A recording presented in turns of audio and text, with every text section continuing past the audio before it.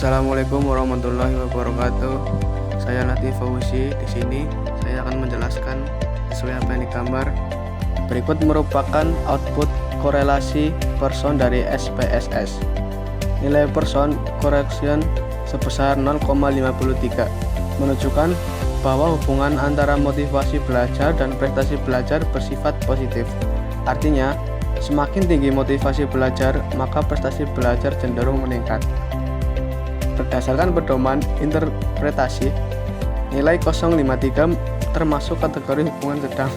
Selanjutnya, nilai SIG atau 2 mean tilde sebesar 0,11 lebih besar dari 0,05, sehingga hubungan tersebut tidak signifikan. Oleh karena itu, hipotesis 0 diterima dan hipotesis alternatif ditolak. Terima kasih.